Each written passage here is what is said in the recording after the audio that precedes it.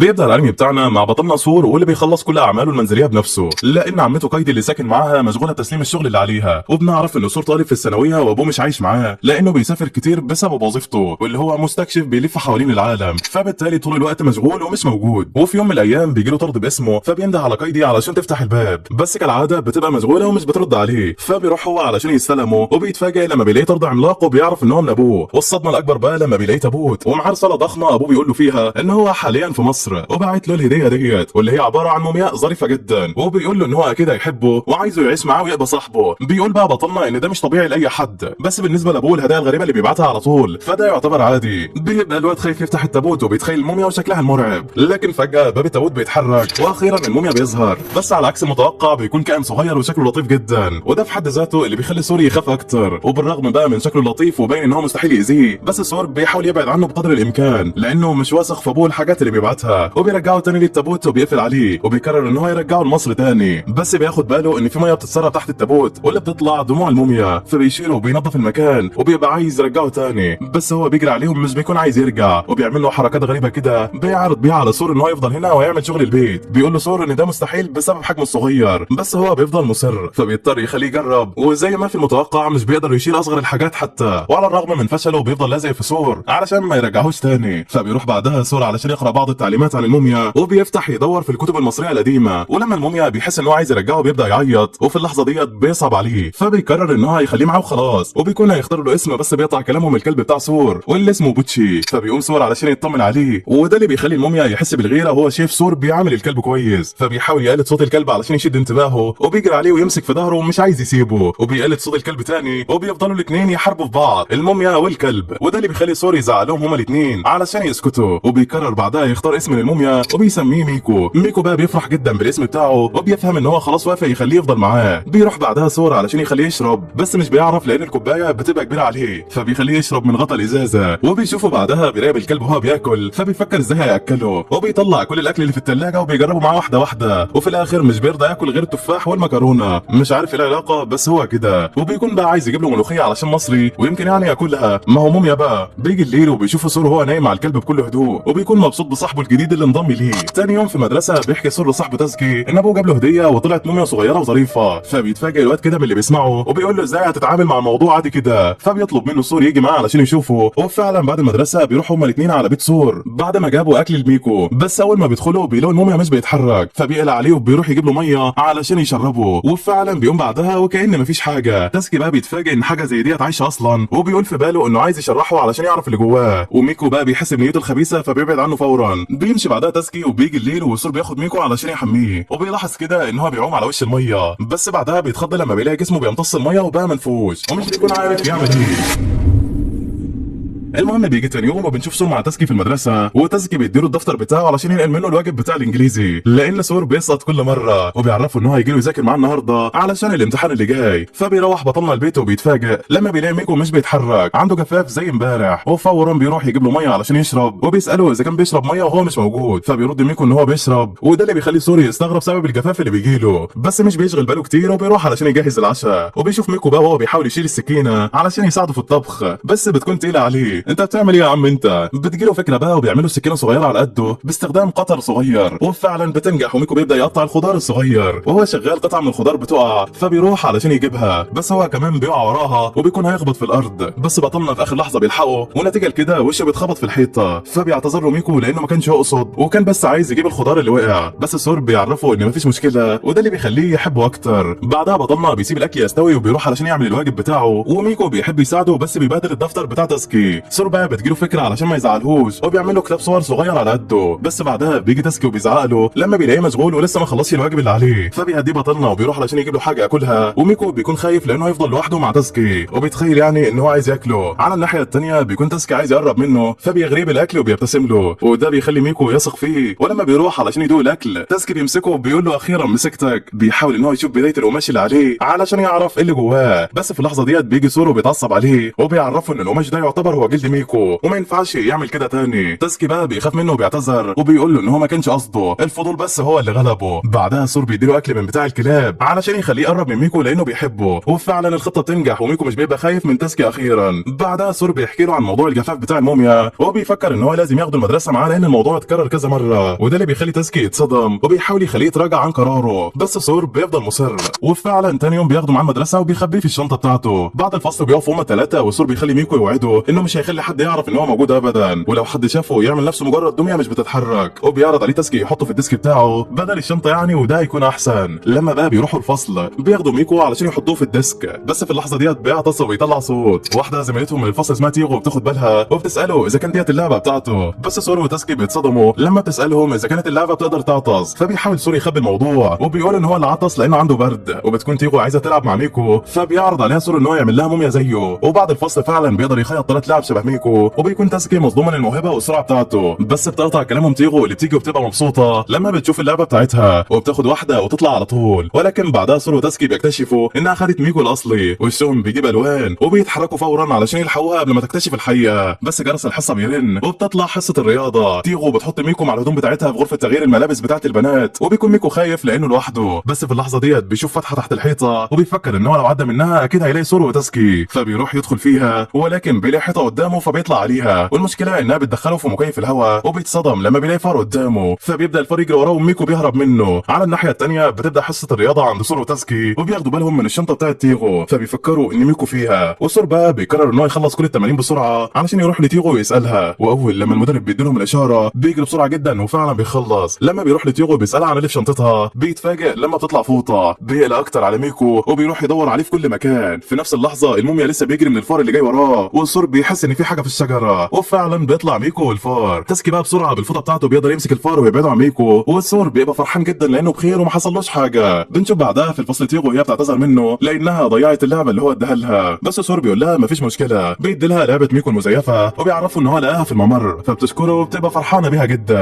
وفي البيت سور بيسال ميكو عن اول تجربه ليه في المدرسه، وميكو بيكون خايف من اللي حصل بس بيقرر ان هو يفضل يروح لانه عايز يقضي وقت اكتر مع سور. بنشوف بعدها سور راح علشان يخرج الزباله وميكو قاعد مع الكلب، وفي اللحظه ديت بتخرج كايد اللي اخيرا خلصت شغلها وبتكون مفكره ان الاكل اللي على السفره بتاعه عباره عن اكل كلاب وشويه مكرونه صغيرين، فبتفكر انها كانت مشغوله عن سور لدرجه ان هو بياكل اكل فقرا زي ده، واول ما بيدخل بتحضنه وبتفضل تعيط علشان صعبان عليها، بس هو بيهديها وبيقول لها ان ده اكل ميكو وبيعرفها عليه لانها اول مره تشوفه وان ابوه بعته له في تابوت، وما بيشغلش بالها اي حاجه من الكلام ده غير التابوت، وبتطلب من سور يوريه لها فورا، واول ما بتشوفه بتكون مبسوطه بيه جدا وبيبان انها هي اللي كانت طالبه من اخوها اللي هو ابو سور يعني يجيب لها التابوت ده. بيسيبها سور وهي فرحانه بالهديه بتاعتها وبيتحرك علشان يروح المدرسه، بس قبل ما يخرج من الباب بيغمى عليه وبيبان ان درجه حرارته عاليه جدا واتصاب بنزله برد، فبيفضل في السرير ومش بيروح المدرسه، وبيطلب من كايدي تسيبه في الاوضه لوحده وبيقفل على نفسه علشان ما حدش يتعدى منه، بس بيكون عايز يشرب ومش قادر يتحرك. على الناحيه الثانيه كايدي قاعده مع ميكو بتقول له انها مبسوطه علشان صديق جديد انضم ليهم، وبتعرفه انها مش خايفه منه لانها شافت اصناف زيه كتير قبل كده. في اللحظه ديت تليفونها بيرن وبيكون سور وبيطلب منها تجيب له ميه لانه مش قادر يتحرك، فبتقلق عليه جدا وبتروح تحاول تفتح الاوضه بس هو بيرفض علشان ما حدش يتعدى، مش بتستسلم وبتلبس قناع وتدخله من الشباك، وفي الاخر بيطردها برضه. بتقعد ميكو مع الكلب وبتغطيه وبتقول له انها تعمل الاكل. ميكو بقى بيتفرج عليها وهي بتطبخ وبيفتكر سور صديقه اللي تعبان وبيبدا يعيط. عند سور بقى بيبقى عرقان جدا وبيقوم علشان يغير هدومه، بس بيسمع صوت كايدي عالي وهي بتندى على ميكو، واول ما بيوصل بيلاقي ميكو اتصاب بحاله جفاف تاني. بتعرفه كايدي ان هو كان بيعيط وبعدها ما بقاش يتحرك، فبيعرف سور في اللحظه ديت ان هو قبل كده لما اتصاب بالجفاف برضه كان بيعيط لانه حاسس بالوحده طول ما هو مش معاه، فبيقرر يخليه معاه على طول، ولكن بيغمى عليه وبتاخده كايدي ترجعه لاوضته وبتسيب ميكو معاه. بيعدي الوقت وبيجي تاسكي بعد ما كلم كايدي وعرف منها ان سور تعبان وعلشان كده جه يطمن عليه، فبيطلب منه سور ان هو ياكل ميكو والكلب لان جه ميعاد اكلهم. بالليل بقى بيكون ميكو قاعد جنب سور، بس فجاه سور بيبدا يكح وبيبان ان هو تعبان جدا. ميكو بيفتكر الكدمات اللي كانت كايدي بتعملها له وبيقرر يعملها هو كمان، بس مش بيقدر ياخد الفوطه معاه لان المكتب عالي جدا وهي تقيله عليه، فبيسيبها وبيطلع هو بنفسه وبينزل في طبق الميه وبيروح بعدها يقعد على دماغ سور وبيبقى هو نفس الكماده بتاعته، وده اللي بيخلي بطلنا يحس باحساس كويس. بيفضل ميكو على كده طول الليل، وفي الصبح بيصحى سور وحالته بتكون اتحسنت وكمان مستعد علشان يروح المدرسه. بس المفاجاه ان ميكو بقى هو اللي تعبان، فبيقرر يفضل معاه ويغيب عن المدرسه، وبيتصل على تاسكي وبيعرفه ان هو هيغيب النهارده كمان. وهو قاعد معاه ميكو بيشاور له ان هو عاوز يخرج، فبيحاول سور يقنعه ان الجو برد وما ينفعش، بس هو بيفضل مصر بطريقه غريبه، فبيضطر بطلنا يوافق وبيخليه يلبس هدوم شتوي. وبعدين بيخرجوا. بيستغرب كده لما ميكو بينزل على الارض وبيبدا يحفر حفره، بس بتكون صعبه عليهم مش قادر يخلصها، فالكلب بوتشي بيفهمه وبيروح يحفر له الحفره بنفسه. وبعدها ميكو بيروح يضيق الحفره اللي الكلب حفرها وبينزل فيها، وده بيخلي سور يخاف جدا ومش بيبقى عارف يعمل ايه، فبيستناه لحد لما بيطلع هو وبيروح علشان يدور في الورق اللي ابوه بعته معاه، يمكن يعني يعرف حاجه عن اللي ميكو بيعمله، بس مش بيوصل لحاجه في الاخر. بيعدي الوقت والوضع زي ما هو، وسور بيكون قلقان جدا ان ميكو يكون جرى له حاجه، وبيفتكر زمان لما كانوا هو وتاسكي مع بعض ولقوا عصفور جريح، وسور قرر ياخده بس تاسكي منعه وقال له ان هو هيموت ومفيش امل يبقى كويس، بس سور اصر على قراره وللاسف زي ما هو متوقع العصفور مات وقلبه اتكسر عليه. مش بيكون عايز الموقف ده يتكرر مع صديقه الجديد، والمره دي هيكون هو السبب لو جرى له حاجه، لان المرض اتنقل له منه. وفي وسط حزنه وتفكيره المتشائم فجاه بيطلع ميكو من تحت التراب، بيروح سور علشان يطمن عليه، بس بيلاحظ ان كل حاجه فيه كويسه ما عدا ان هو جعان وشكله كده عايز ياكل. في اللحظه ديت بتيجي كايدي وبتفرح لما بتلاقيهم كويسين وبتجهز لهم العشاء. تاسكي هو كمان بيجي ويتعشى معاهم، وقبل ما يمشي بيقول لسور ان هو كان قلقان عليه لانه عارف شخصيته وهيحط اللوم على نفسه لو يعني ميكو جرى له حاجه، بس هو مبسوط دلوقتي لان ده ما حصلش وميكو كمان بقى كويس. بعدها بيودعه ويمشي. سور بقى في الوقت ده بيدون كل الملاحظات اللي عرفها عن ميكو، وان هو بيقدر يتعالج لما بيدفن نفسه في التراب. الضمادات اللي عليه ديت تعتبر زي جلده وملهاش ولا بدايه ولا نهايه، وبيقول في نفسه ان في حاجات كتيره جدا لسه مش عارفها عن ميكو ولازم يعرفها واحده واحده. وفي واحده من الشوارع بنشوف كائن صغير في نفس حجم ميكو واقف كده لوحده ومش بنعرف هو ايه ده. بعدها بنشوف ان تاسكي مروح من نفس الشارع وبيسمع صوت حد ماشي وراه، وكل ما يقف الصوت يقف. بيفكر بقى ان هو حرامي وعايز يثبته، وعلشان كده بينادي على اللي بيمشي وراه بيقول ان هو معهوش حاجه تتسرق، فبيطلع اللي مستخبي وبيكون كائن صغير زي ميكو واسمه اوني، وده نوع الكائن مش اسمه، بس شكله غريب ومتبهدل. مش بيهتم تاسكي وبيمشي، بس الاوني بيمشي وراه، فبيقف تاسكي وبيقول ان هو مش مهتم بالنوع بتاعه، وبيشاور له على بيت سور علشان يروح هناك لان الناس اللي هناك طيبين وبيعرفوا يتعاملوا مع الكائنات الصغيره. وبعدها بيسيبه يمشي، وفعلا الاوني ما بيمشيش وراه. واول لما بيوصل لبيته اخته بتزعله علشان اتاخر، فبيعتذر لها وبيطلع على اوضته، وبيتفاجئ اول لما بيفتح الباب لانه بيلاقي الاوني بره الشباك بتاعه، بس بيروح ويقفل في وشه وبيكون متضايق ان هو جه وراه. بيروح يذاكر بعدها وبيعدي الوقت، فبيروح يشوف اذا كان موجود ولا لا، وفعلا بيلاقي لسه موجود، فبيصعب عليه وبيدخله اوضته وبيقول له انها تبقى ليله واحده بس اللي هيسمح له يقضيها معاه. بيروح يدور له على حاجه ياكلها بس مش بيبقى عارف النوع بتاعه ده بياكل ايه، ولما بيرجع اوضته بيلاقيه نايم في سريره، فبيزعله لانه متبهدل وهيوسخه. بيشيله علشان ينضفه، والاوني بيفهم كلامه وبينط في كوبايه الميه، بس تطلع ميه سخنه وبيتحرق، فبيجيب له تاسكي حته تلج وبيحطها عليه، وبعدها بياخده وبينيمه جنبه على السرير، ولما بيصحى بياخده ويرميه بره وبيقول له ما ترجعش هنا تاني. وفي المدرسه بنشوف واحد من الطلاب بيكلم صاحبه ان هو شاف كائن غريب في حديقه بيته قبل ما يجي. بعدها تاسكي بيقعد مع سور وبيحكي له عن الاوني اللي مشى وراه امبارح، والسور طبعا بيكون متحمس جدا علشان يشوفه، وبيقترح على تاسكي ان هو يخليه معاه ويربيه، بس تاسكي بيقول له انه خلاص الموضوع خلص لانه رماه زمان واكيد مشى دلوقتي. بس لما بيروح بيلاقيه هناك فبيفقد الامل وبيقول ان هو يقعد معاه الليله ديت بس، ولكن الموضوع بيفضل يتكرر كتير، وكل يوم الصبح تاسكي بيرميه بس بيرجع تاني، والاوني اعتبر خلاص ان ده بيته لدرجه ان هو بقى عايش معاهم عادي. اخت تاسكي بتقترح عليه يديله اسم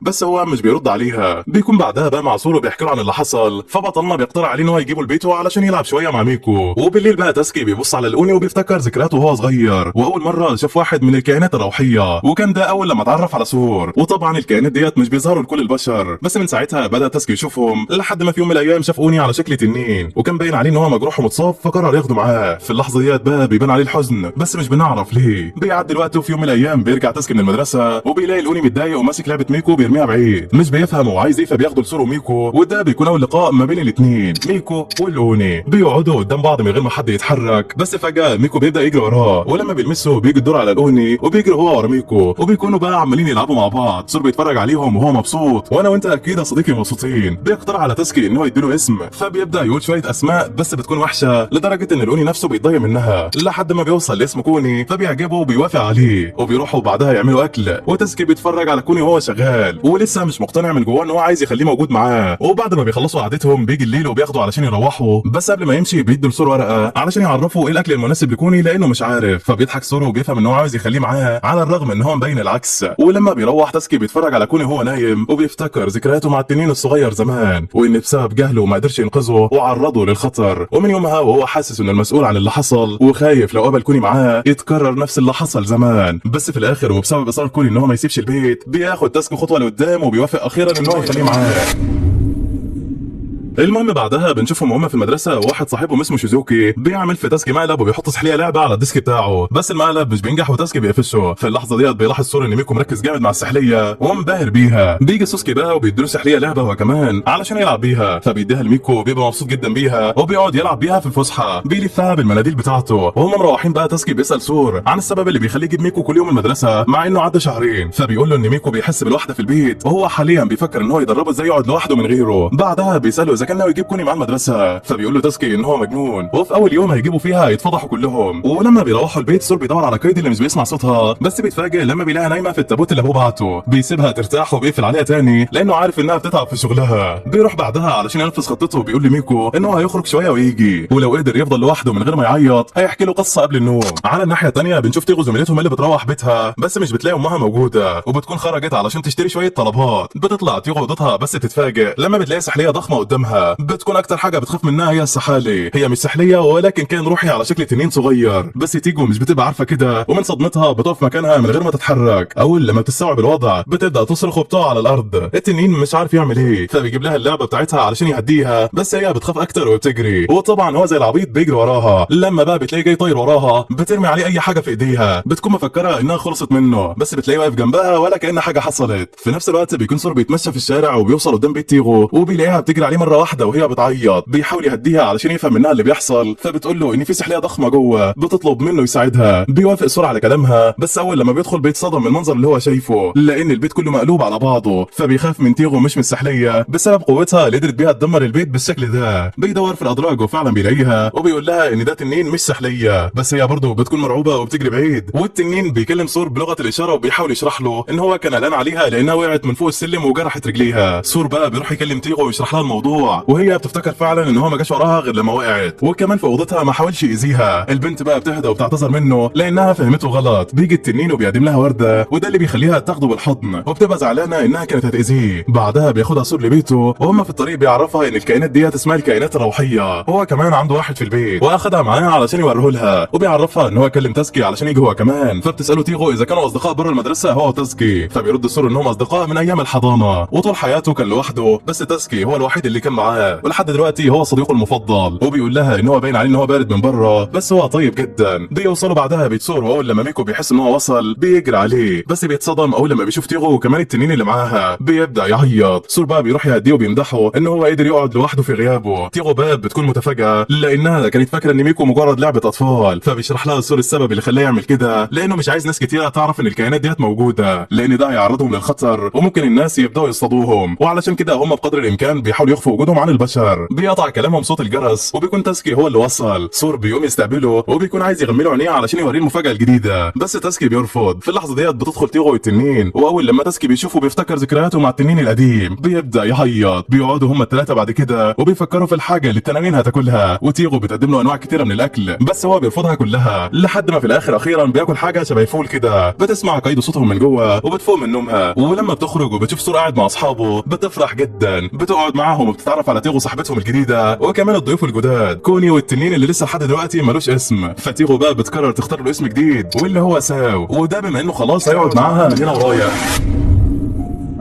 تاني يوم في المدرسة تيغو كانت قاعدة مع صاحباتها وبيوروها الحيوانات الأليفة بتاعتهم وسألوها إذا كان عندها حيوان هي كمان. اتحمست تيغو جدا وكانت هتفلت منها كلمة عن ساو، لكن افتكرت في آخر لحظة إن سور قال لها ما ينفعش البشر يعرفوا بوجود الأوني، فرجعت في كلامها وقالت إنها كلمت أهلها علشان يجيبوا لها قطة. وهم مروحين بقى مشيت مع داسكي وسور واعتذرت لهم علشان كانت هتتكلم عن ساو، لكن هم طمنوها وقالوا لها إنها لو حابة تتكلم عن الموضوع مع حد تقدر تكلمهم هم بس. وطبعا البنت فرحت جدا، بدأت تحكي لهم عن الحاجات اللي بيعملها ساو هاري وحاجات ملهاش لازمة. سور بقى اقترح عليهم إنهم في يوم الاجازه ييجوا يقضوا اليوم معاه علشان ساو وكوني يقضوا وقت مع ميكو، فبيوافقوا. وفي يوم الاجازه وصل الكل وساو خرج يرحب باصحاب كوني وميكو وكان بيتعامل معاهم كانه الاخ الكبير. قعدت تيغو بقى مع تاسكي وسور وبدات تحكي لهم ان ساو ذكي جدا وقدر يتعلم الكتابه بسرعه، وورتهم الورقه اللي كتب فيها. انبهر تاسكي من اللي سمعه وحاول يعلم ساو حروف الانجليزي، وفي وقت قصير فعلا قدر ساو يتعلمها وكتب اسمه بالانجليزي. وبعد شويه لاحظوا ان ساو واخد كوني وميكو متجمعين لوحدهم واتضح ان هو بيعلمهم ازاي يكتبوا رساله. ميكو كتب رساله شكر سور وشكروا فيها ان هو خلاه يعيش معاه واعتنى بيه. الرساله ديت فرحت بطلنا جدا وكان في قمه السعاده. تيغو بقى حكت لهم ان سو كتب لها رساله شكر هو كمان، ولما جه دور كوني فكر ان هو يكتب رساله شكر برضه، وتاسكي كان متاكد ان هو يكتب عن الاكل، وفعلا ده اللي حصل. بعد الاكل بقى قاموا علشان يغسلوا المواعين، وتيغو خدت بالها ان في رساله موجوده في المطبخ وكان ساو هو اللي كاتبها. بعدها اكتشفوا ان الثلاثه حبوا فكره الرسائل جدا لدرجه انهم كتبوا كتير وخبوها في البيت كله، فقرروا يعملوا تحدي مين يلاقي رسائل اكتر، وبداوا كلهم يدوروا ويلاقوا شويه رسائل جميله. وهم قاعدين بقى في حديقه البيت سور لاحظ ان كوني راح يلعب في الزرع، فحذره ما يقربش منه لانه خطير، بس كوني كالعاده عامل زي الواد البارد اللي في عيلتكم وما سمعش الكلام، بدا يشيل الزرع من مكانه، وفجاه الزرعه طلعت كائن روحي وصرخت بصوت عالي. سور بسرعه لحقها وقفل بقها باللزق، ولما سالوه عن اللي حصل قال لهم ان ابوه اللي بعت له النبات ده، ولما اكتشفوا ان صوته عالي لدرجه ممكن يسبب فقدان السمع قرروا يتخلصوا منه، لكن قايد رفضت وقررت تحتفظ بيه وتستخدمه كمنبه علشان نومها تقيل حبتين. المشكله ان الزرعه اخذت بالها انهم مش مركزين معاها فبدات تهرب. سور بقى حاول يمسكها ولكنها جريت بسرعه وطلعت فوق سور البيت، الكل جرى وراها علشان ما يبقاش في مشكله لو حد شافها وبيقدروا يوصلوا لها، بس اول ما بتلمحهم بتنط في النهر على طول. ميكو بقى حاول ينط يلحقها لكنه وقع في الطين، وكوني هو كمان حاول لكنه وقع في الميه وتصب نزله برد. في اللحظه ديت كانت الزرعه قربت تهرب اكتر واللزقه على بقها هتتفك، بس ساو طار بسرعه ونجح ان هو يمسكها. ما كمل اول يا عم وريحتنا. في نهايه اليوم سور خد الزرعه وزرعها تاني في بيتهم علشان ما تاذيش حد. بعدها لاحظ ان ميكو زعلان علشان ما قدرش يمسكها عند النهر وحاسس بالاحباط كده، فشكره سور وقال له ان هو عمل اللي عليه ومفيش داعي يزعل. وكلام سور فرح ميكو جدا. مع دخول الليل الكل بدا يجهز علشان يرجع بيته بعد مغامرات اليوم الطويل، وكل واحد ودع اصحابه وروحوا بيتهم ناموا كلهم، وبكده خلص يوم جديد كان مليان مغامرات.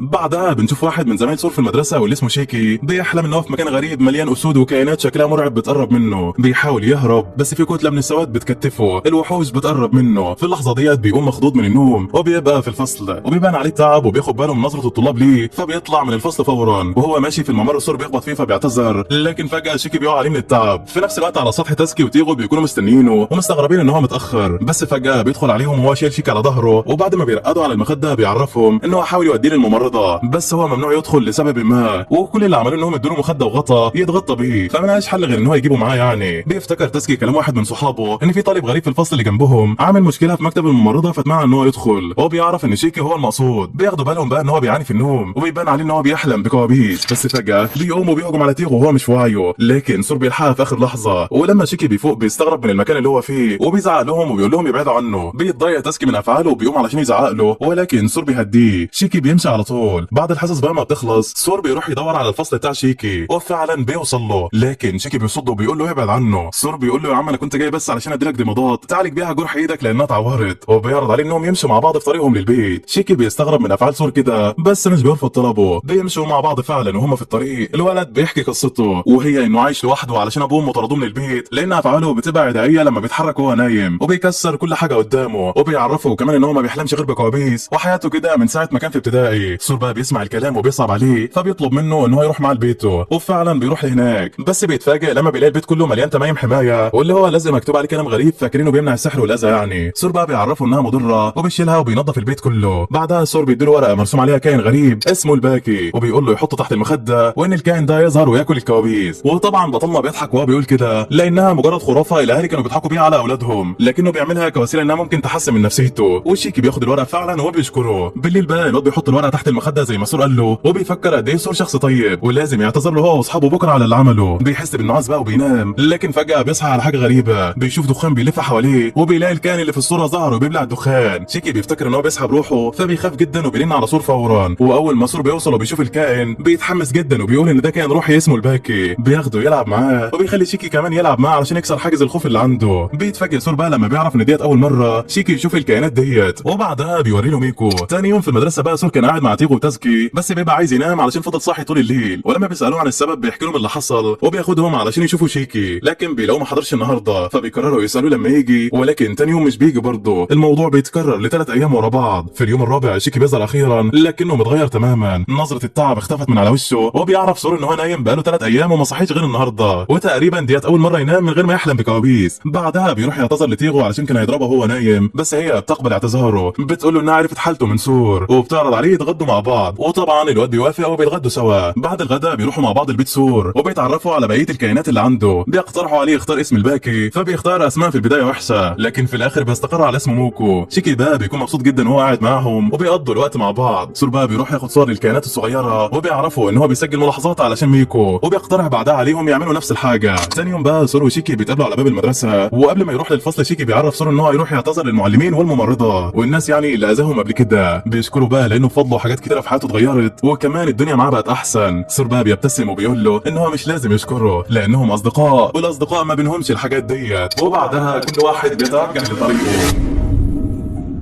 بنشوف بعدها تيغو خارجه من المدرسه وصحابها البنات بيعرضوا عليها انها تخرج معاهم، بس هي بتعتذر منهم وبتعرفهم انها مشغوله. وهي في طريقها لبيتها بتسمع اتنين بيتكلموا عن كائن لوني وانهم فقدوه لازم يدوروا عليه ويلاقوه فورا. بتتجاهل كلامهم ولما بتروح بتتفاجئ ان كوني قاعد مع سو في البيت عندها. بعدها بتتجمع هي والشله في بيت سور، وبتعرف تاسكي ان كوني كان عندها في البيت، ولما سالت امها قالت لها ان هو بيجي كل يوم، فقلقت ان ممكن حد تاني يلاقيه وده يحطه في خطر. سور بقى بتجيله فكره انهم يحطوا كوني وباقي الكائنات عند حد معرفه في وقت المدرسه، وبالتالي مش هيحسوا بالوحده وهم مش موجودين، وهيكونوا كمان في امان. بيوافقوا على فكرته بس بيكونوا قلقانين من الشخص اللي هيودوهم عنده. سور بقى بيطمنهم وبيعرفهم انهم هيتفاجئوا لما يعرفوه. وتاني يوم بنعرف ان الشخص اللي سور قصده هو تمثال حي في واحد من المعابد القريبه من بيته واسمه الجد، وواضح ان بينهم معرفه من زمان هو وسور وتاسكي، وبيوافق على طلبهم. فجاه وهما بيتكلموا الشخص بيظهر من ورا سور وبيخطفوا وبيدخلوا المعبد. الكل بيخاف من اللي حصل وبيفتكر ان هو شبح، بس بيروحوا وراه علشان ينقذوا صاحبهم، ولكن اول ما بيدخلوا بيتفاجئوا بالمنظر. سور قاعد مع بنته قدامه وبيعرفهم انها حارسه المعبد وخلاص وافقت على طلبهم. بيشكروها على تفاهمهم وبيتحركوا على المدرسه، وبعد ما المدرسه بتخلص بيرجعوا علشان ياخدوهم وبيكونوا مفتقدينهم جدا. سور بقى بيلاحظ ان ميكو نضيف وبيلمع على عكس ما كان متوقع ان هو يلاقيه بيعيط في حالته المعتاده، وبيشكروا الحارسه بعدها وبيمشوا. وتاني يوم قبل المدرسه سور بيجي يوصل ميكو، وبيكون الباقي سبقوه في توصيل الحيوانات بتاعتهم. في نص اليوم ميكو واصحابه بيلعبوا علشان يقضوا وقتهم، وبالغلط ميكو بيخبط في الباب وبيخليه يفتح فتحه بسيطه. بيلاحظ ميكو حشره صغيره من خلال الفتحه ديت، فبيخرج علشان يشوفها، لكن لسوء الحظ الحارسه بتاخد بالها ان الباب مفتوح فبتقفله، وميكو بيتحبس بره ومش بيلحق يدخل. بيحاول يخبط على الباب بس من غير فايده. الحارسه ما بتسمعش صوته، وفي اللحظه ديت بيسمع صوت حد جاي فبيستخبى تحت خشب المدخل بسرعه، وهناك بيقابل كائن شبه كوني بالظبط بس مش هو، وبيكون اوني واحد من نفس نوع كوني. يعني الاوني بيعمل اشارات لميكو وبيعرض عليه انه هيجي معاه. ميكو بيفهم انه عاوز يرجعه للمعبد فبيمشي معاه. بياخدوا الاوني وبيمشي في الغابه، وميكو بيلاحظ انهم بعدوا عن المعبد بس برضه بيفضل ماشي وراه. الجو بيبدا يمطر فبيستخدموا ورق شجر كمظله ليهم، وفي الوقت ده الحارسه بتاخد بالها ان ميكو مش موجود فبتقوم وتدور عليه، بس للاسف مش بتلاقيه لانه بيكون وصل لنص الغابه، واللي بيبقى مكان مليان كائنات روحيه كتير وشكلها غريب. الاوني بقى بياخدوا وبيكملوا طريقهم لحد ما بيوصلوا لجذع شجره، وهناك بيلاقي ان ده بيته. بيرحب بميكو وبيبقى مبسوط ان بقى عنده صاحب جديد وعايزه يفضل معاه على طول، وكان فاكر ان هو ضايع علشان كده اخده معاه يساعده. ميكو بيفهم من حركاته ان هو عاوز يفضل هنا للابد ومش عاوزه يرجع البيت، وعلشان كده بيعيط. الاوني بيتوتر وبيفكر يلعبه علشان يهديه، ولما ميكو بيهدى بيشاور على الباب وبيفهم الاوني ان هو ما كانش ضايع ولا حاجه، عايز يرجع للمعبد من تاني. الاوني بقى بيطمنه ان هو هيرجعه اول لما المطر يقف، وميكو بيفرح جدا. ولما المطر بيقف بتكون حارسه المعبد لسه قلقانه وبتدور على ميكو وزعلانه جدا لانها مش لاقياه، بس فجاه بتسمع صوته وبيكون وصل اخيرا مع الاوني. بتفرح اول لما بتشوفه وبتحضنه لانها كانت قلقانه عليه جدا. الاوني بقى بيتفرج عليهم من بعيد وبيشاور لصاحبه وبيودعه وبيمشي. بعدها لما سور بيجي للحارسه بتعرفه كل اللي حصل، وبيقلق على ميكو لانه كان ممكن يتعرض للخطر، بس بيطمن لما بيعرف ان الاوني رجعه. سور بقى بيساله اذا كان شكر الاوني ولا لا.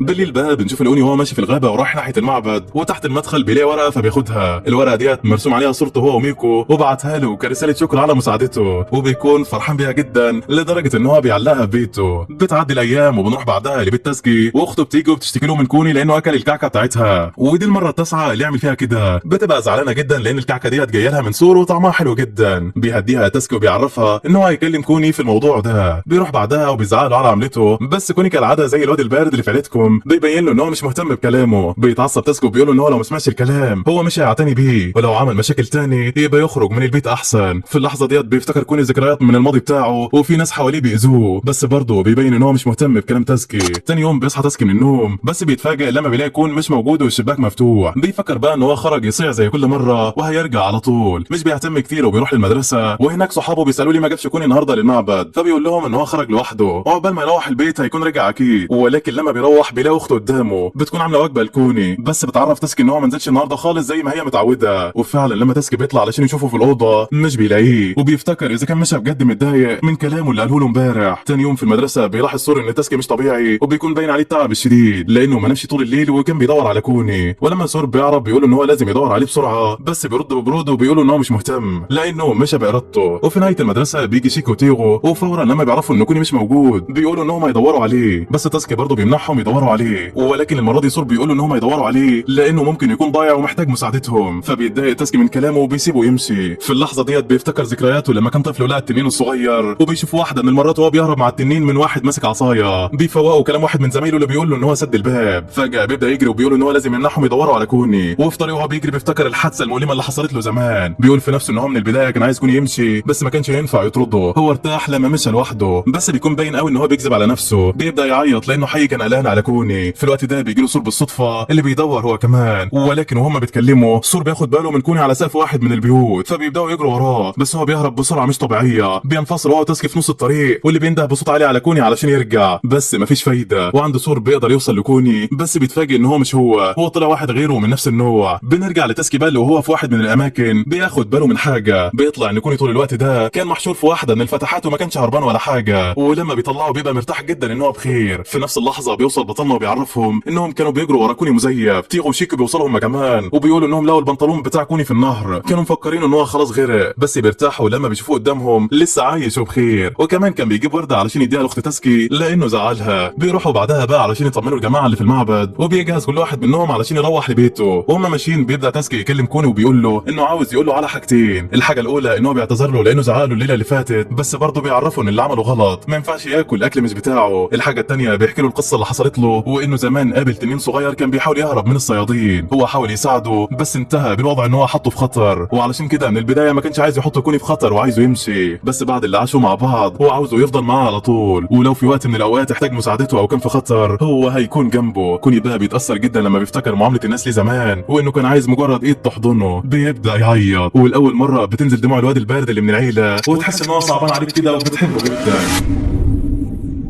بتعدي بعدها الايام وبنشوف سورو وهو داخل البيت وبينادي على كايدي بس ما حدش بيرد عليه. بيلاقي رساله وصندوق غريب موجود على الترابيزه، وفي الرساله كايدي بتقول له انها مشيت علشان شغل مهم. اما بالنسبه للصندوق فهو طرد من ابوك. وفي اللحظه ديت بيعرف سورو ان في مصيبه جايه، وفعلا الصندوق بيبدا يطلع صوت غريب. قبل بقى ما يفتحه بيفكر يبعد الكلب وميكو عن هنا علشان الخطر ما يوصل لهمش، بس بيقطع كلامه صوت الجرس وبيطلع تاسكي جاي زورو. وعلشان سورو واثق ان اللي جوه الصندوق خطير بيرفض ان هو يدخله علشان خايف عليه. بس تاسكي مش بيستسلم وبيجي له من الباب الخلفي، ولما بيعرف ان في طرد جاي من ابو سور بيستعد هو كمان علشان يفتحوا الصندوق. سور بقى بيخليه ياخد الحيوانات بره البيت، لكنه وقتها بيستغل الفرصه، واول ما بيخرجوا بيقفل الباب وبيحجزهم بره علشان يفتح الصندوق هو لوحده. وفجاه اللزقه اللي على الصندوق بتتقطع لوحدها، دخان اسود بيملى المكان، صوت حد بيتكلم وبيقول ان هو انوبيس عايز يرجع لبلده ام الدنيا. ايوه هي مصر الغاليه. ولما بيظهر بيطلع تمثال على شكل كلب، واللي هو واحد من حراس المقابر المصريه القديمه واسمه انوبيس. وبيحكي لسور ان هو كان في متجر هدايا في مصر، وابوه هو اللي اشتراه، بس ما كانش يعرف ان هو واحد من الكائنات الروحيه، فاشتراه على انه هديه عاديه لابنه. كل اللي كان مضايقه بقى ان هو كان محبوس في صندوق طول الرحله ديت. وهو بيتكلم بياخد باله من ميكو فبيسال سور عليه، بيعرفه ان هو موميا، بس انوبيس بيرد ان هو مش موميا لانه عارف المومياوات كويس. وفجاه بيحط بقه علشان يتاكد، وسور بيتخض، بس انوبيس بيطمنه ان هو مش هياكله. وبيكون ميكو مستمتع بالموضوع كانه في جلسه تدليك. بعد ما بيخلص بياكد لهم ان ميكو مش موميا فعلا، بس ما يعرفش هو ايه بالظبط. بعدها بيفتكر ان في حاجه تانية كانت جايه معاه في الصندوق كهديه لسور من ابوه، واللي بتطلع كيس رمل ضخم جاي من مصر. سور بيقلق بقى منه لانه جاي من ابوه، لكن ما بيحصلش حاجه. بياخده وبيحطه في صندوق ازاز، وبيلاحظ ان ميكو معجب بيه جدا، فبيحطه في الرمل وبيفضل يلعب فيه، وشكله كده مبسوط لانه من بلده الام. بعدها بشويه تيغو وشيكو بيجوا وبيقول لهم سور ان عندهم ضيف جديد، وبيعرفهم على انوبيس اللي جاي من ام الدنيا. ولما بيقعدوا تيغو بتسال عن شخصيه انوبيس، فبيقول لها تاسكي ان هو واحد من حكام العالم السفلي في الاساطير المصريه القديمه. فالبنت بتكون مبهوره ان هو شخصيه بالاهميه ديت. بيكملوا الكلام وفجاه سور بتجيله زغطه كده وبيكون محروق منها جدا. تاسكي بقى بيبقى مبسوط لانه عمره ما شاف سور محرج للدرجه دي، فبيحاول يضايقه وبيقول له ان في اسطوره بتقول انك لو جالك زغطه 100 مره هتموت. طبعا بتكون هزار، بس ميكو وسو وكوني بيسمعوا الكلام ده وبيترعبوا. بعدها سور بيلاحظ ان ميكو جاي عليه، لكن الضمادات اللي عليه بتتفك. بيخاف عليه جدا وبيحاول يمنعه، بس سو وكوني بيعترضوا طريقه. تاسكي بقى بتظهر نوال خبيثه وبنظره شريره عايز يعرف ايه اللي جوه ميكو، فبيمنع سور ان هو يروح وراه. تيغو بقى بتكون قلقانه هي كمان على ميكو وبتحاول تمسكه، بس للاسف بتمسك طرف الضماده وده بيخليها تتفك اسرع. سور بقى بيحاول يقاوم تاسكي علشان يلحق ميكو، وفي اللحظه ديت بيظهر لتاسكي النور لامع بيعمي عينيه، وده اللي بيخلي سور يقدر يتحرر منه. وبيجري فورا لميكو بيساله عن السبب اللي بيخليه يعمل كده. في اللحظه ديت ميكو بيمثل ان هو عنده زغطه، وبيعرف سور ان هو سمعهم وهم بيتكلموا. وبيجي تاسكي بقى وبيقول ان موضوع الموت من الزغطه ده خرافه، فبيغضبوا عليه جدا. ولكن ميكو بيكون فرحان ان سور مش هيموت. بيقعدوا بعدها يحاولوا يرجعوا الضمادات زي ما كانت، بس مش بيعرفوا مهما حاولوا. وفجاه بترجع لوحدها زي ما كانت من غير اي تدخل. في الوقت ده بيجي ميعاد ان الكل يروح بيته، ولكن قبل ما يمشي شيكي بيقول لهم ان المكان بقى عامل زي حديقه حيوانات غريبه، ومفيش حاجه طبيعيه في البيت ده غير الكلب بوتشي. لكن بيتصدموا لما سور بيعرفهم ان هو عايش بقاله اكتر اكتر من 100 سنه، وابوه هو اللي بعته هو كمان. بالليل بقى بترجع كايدي وبتتعرف على انوبيس لانها كانت مفكراه مجرد تمثال اول لما شافت الطرد. انوبيس بقى بيشكرهم على اليوم اللي قضاه معاهم، وبيقول ان احسن حاجه انك تلاقي حد تتكلم معاه بحريه. بيبتسم سور كده وبيعرف ان هو اكيد هيتبسط معاهم من هنا ورايح. بنروح بعدها لسور وتاسكي في المدرسه، وواحد زميلهم اسمه شوسكي بيوري لهم صوره كلب شكله غريب، وبيقول لهم ان هو اكيد روح او شبح لانه اول لما صوره اختفى. وبيحكي لهم ان هو اخذ الصوره عند جبل اسمه باتشيا، واللي فيه اشاعات بتقول ان اي بشري بيدخل الجبل ده ما بيرجعش منه تاني. بيرد عليه ان هو مجرد كلب عادي، واكيد بيتخيل، بس لما بيمشي بيكونوا عارفين ان ده مش مجرد كلب، ده كائن روحي. بيتجمع بعدها كل الاصدقاء مع بعض وبيقرروا انهم يروحوا يدوروا على الكلب ده لانه ممكن يكون في خطر. تاسكي بقى بيكون اول واحد وافق على الفكره ديت، وده اللي بيخلي سوري يتفاجئ لانه كان فاكر ان هو بالذات هيرفض، لكن واضح ان في حاجه اتغيرت جواه بعد حادثه كوني. فبيتفقوا انهم يروحوا يدوروا عليه بكره. بالليل سور بيكون هينام، بس انوبيس بيصحيه وبيقول له ان هو عاوز يسمع مسلسل، فبيروح معاه علشان يشغلوا التلفزيون. تاني يوم بقى بيروحوا علشان يودوا حيواناتهم للمعبد، بس ميكو بيفضل ماسك في سور ومش عايز يسيبه، وده بسبب ان هو صحى امبارح من كابوس وما لقاش سور جنبه، ومن ساعتها هو ماسك في كده ومش راضي يسيبه. فعلشان كده بيقرر سور ياخده معاه، وحارسه المعبد بتحط عليه علامه خاصه علشان ما يتوهش زي المره اللي فاتت. وبعد المدرسه بتتحرك الشله علشان يروحوا لجبل باتشايا، واول لما بيوصلوا بيكون بالنسبه لهم جبل عادي، لكن بياخدوا حذرهم علشان الاشاعات اللي بتقول ان في كائنات غريبه بتظهر هنا. وبيلاقوا طريق بيوصل لفوق الجبل، ولكن الطريق بيتقسم لطريقين، فبيقرروا ينقسموا الفريقين، كل واحد فيهم يدور في طريق. وبيسال تاسكي عن التاريخ، فبيعرفوا شيكن النهارده يوم الانقلاب الصيفي. سور بقى بيحس بحاجه غريبه لما بيسمع التاريخ، وكأن في حاجه ناقصه لازم يفتكرها، لكن مش بيهتموا وبيكملوا. للاسف ما بيلاقوش اثر للكلب، والاغرب ان مفيش اي كائنات تانية موجوده. فبيرجعوا لنقطه التجمع، وبيقول لهم سور انهم لازم يمشوا لانه حاسس ان في حاجه هتحصل. بس اول ما بيتحرك بيحس بشعور غريب، وبيسالهم اذا كانوا حسوا زيه. بيقطع كلامه وصوت تاسكي وهو بيقول ان الطريقين اختفوا وبقوا طريق واحد، وفجاه الدنيا بتتحول لرعب، وصوت موسيقى بيبدا يشتغل في المكان. في اللحظه ديت سور بيفتكر الحاجات اللي كانت ناقصاه، وبيرجع بذكرياته وهو طفل. بيقول لتاسكي ان جاله تذكرتين لمهرجان الارض علشان يروحوا سوا، لكنه رفض وقتها. نرجع بقى للحاضر ونظره الرعب على وش سور، وبيقول لهم انهم دخلوا مهرجان الارض، والمكان ده ممنوع لاي بشر يدخلوا من غير دعوه لانه ما بيحضروش بشر اصلا. فجاه بقى بيسمعوا صوت وراهم 3 اشخاص قاعدين على ترابيزه ظهرت من العدم، بيعرفوهم انهم حراس المهرجان وبيطلبوا منهم يقدموا الدعوات. سور بقى بيتقدم وبيقول لهم ان هو هيحل الموضوع، وبيشرح انهم ضاعوا ولقوا نفسهم هنا بالغلط. الحارس بيغضب جدا وبيتحول لوحش ضخم، وبيقول انه ما ينفعش اي بشر يدخل المهرجان المقدس من غير دعوه، لازم يتعاقبوا. سور بيقترح ان هو اللي يتعاقب لوحده ويسيبوا زمايله. الوحش بيقول ان هو شجاع لكن مش هينفع، بيرفع ايده لفوق. في اللحظه ديت ميكو في جيب سور بيشوف حاجه بتنور، بيطلعها وبيحطها في وش الوحش، وبيطلع انها دعوات المهرجان. كده الوضع بقى بيتغير تماما، وبقى يحق لهم الدخول. الوحش بيهدى وبيطلب منهم يستمتعوا بالمهرجان. وفي اللحظه ديت تاسكي بيتعصب جدا من سور وبيضربه، بيزعله لانه بيعمل كل حاجه على مزاجه، كان عايز يضحي بنفسه علشان خاطرهم. بعدين من العصبيه بيسيبه ويمشي. سور بقى بيروح وراه علشان يفهمه، ولكن بيقطع صوت بيندى عليه من بعيد. اللي بيندى عليه هو واحد من معارفه القدامى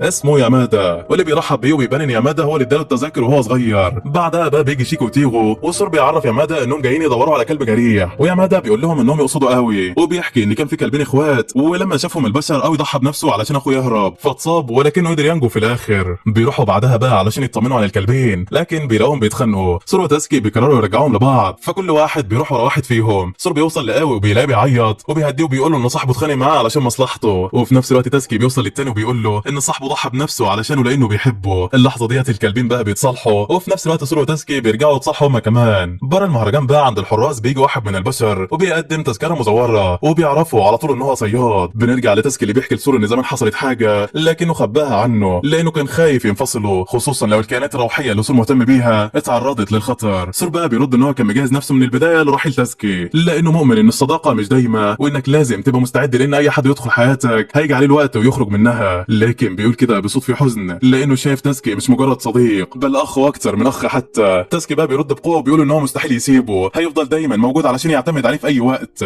واخيرا بترجع الماء لمجاريها، وبعدها بيتجمعوا عند شلال الكائنات الروحية. المكان بيديهم راحة مش طبيعية، بيتفرجوا على الكلاب وهم بيتسلقوا الشلال، وبيفتكروا الصورة بتقول انهم لو طلعوا لاخره هيظهروا بشكلهم البالغ. لكن في وسط الاجواء ديت ما بياخدوش بالهم من حد وراهم بيراقبهم وبيصلي. فجأة بيخطف ميكو، بيظهر بعدها 2 من الحراس بيسألوهم اذا شافوا حد مشبوه. في اللحظة ديت سور بقى بياخد باله ان ميكو اختفى، بيتحرك سور بقى علشان يدور على ميكو، بينادي في كل مكان بس ميكو مش بيرد عليه. بتجيله واحدة من حراس المهرجان اللي على البوابة وبتقول لهم ان في بشري صياد اتسلل هنا اكيد هو اللي خطف ميكو. بيتصدم سور من اللي بيسمعه وان كده ممكن ما يقدرش يشوفه تاني. يامادا بيحاول يهديه وبيعرفه ان الحراس بيحاطوا المكان واكيد الصياد مش هيقدر يهرب، بس بيقطع كلامه وصوت الانذار بتاع الحراس، وده معناه انهم مش لاقيين الصياد لحد دلوقتي. شيكي بقى بيتكلم وبيفتكر ان حارسة المعبد حطت علامة على ميكو واكيد ديت هتساعدهم يلاقوه، فبيبدا سور ينادي على ميكو بصوت عالي، وفي نفس الوقت بيكون ميكو مع الصياد اللي مبسوط ان هو يكسب فلوس كتيره من ورا الموميا اللي لقاها. بيحاول يفك الضمادات من عليه، بس في اللحظه ديت صوت سور بيوصل لميكو، العلامه بتتفعل وبتطلع دميه مربوطه بخيط بتطير في الجو. الفريق بيعرف ان ميكو فوق الشلال، فبيقرر سور ان هو يطلع بنفسه، وبمساعده تيغو بيقدر يوصل للصخور وبيتسلقها واحده واحده، لكن لسوء الحظ ايده بتفلت وبيكون هيقع، ولكن فجاه الكلاب بتظهر وبتمسكه وبتتسلق بالشلال لحد لما بيوصل اخيرا. في نفس اللحظه الصياد بيحاول يقطع الحبل اللي ظهر من ميكو وبينجح ان هو يقطعه، بس يا فرحه ما تمت. سور بيوصل له قبل ما يهرب وبيطلب منه يسيب ميكو فورا. الصياد بيستغرب ان في بشري موجود هنا، بيقول له ان هو اكيد عايزه علشان الفلوس، لكن سور بيتعصب عليه وبيقول له ان ميكو فرد من عيلته مش هيخليه يأذيه ابدا. بيهجم عليه بس الصياد بسهوله بيقدر يبعد عنه وبيكون هيهرب، لكن فجاه بيسمع صوت مخيف، بيكون ده صوت ملك الارض وصاحب المهرجان اللي بيقول ان هو هيعاقبه علشان دنس الارض بتاعته من غير اذن. النباتات بقى بتخرج من الارض وبتثبت الصياد مكانه، وبرق بينزل من السماء وبيفنشه حرفيا. ميكو بقى بيرجع لسور اخيرا، وبعدها الحراس بياخدوا الصياد علشان ياخد جزاؤه، وكشكر لسور واصدقائه انهم ساعدوا يمسكوا الدخيل بيقدموا لهم هدايا، بيبعثوا معاهم هديه لحارسه المعبد اللي بسببها قدروا يمسكوا الدخيل، وبيوصلوا شكر ملك الارض ليهم. وبعد ما بيودعوهم بيروحوا بعدها لبيت سور علشان يكملوا الليل، وهناك بيعرفوا ان الحيوانات بتاعتهم متضايقه علشان ما حضروش المهرجان زيهم، بس سور بيعرفهم ان في هديه جايه من المهرجان هتعوضهم. وفي الاول بيكون خايف انها تطلع زي الهدايا بتاعت ابوه، لكن بيبان بعد كده انها مجرد زينه بيعملوا بيها مهرجان صغير جوه البيت، وبيجهزوا كلهم وبيلبسوا لبس المهرجان وبيستمتعوا. بعدها بقى بيقعدوا مع بعض، وسور بيقول ان هو مش عايز الحياه الحلوه دي تخلص ابدا، عايز يفضلوا اصدقاء على طول وما يفرقوش بعض، وبيعرض عليهم يخرجوا مع بعض في عطله الصيف اللي قربت. الكل بيوافق وبيبداوا يقترحوا الاماكن اللي هيروحوها، والدنيا اخر حلاوه. كايدي بقى بتكون واقفه بتبص على ابن اخوها وفي عينيها نظره فخر لانه كسر حاجز الوحده اللي كان فيه طول حياته، كون صداقات ملهاش مثيل. وطبعا لحد هنا بتنتهي رحلتنا مع سور واصدقائه، والحقيقه كانت رحله فريده من نوعها وفيديو مختلف، وده اللي خلاها مميزه وحلوه. بتمنى بقى تكون الحكايه عجبتكم، ويلا سلام سلام سلام.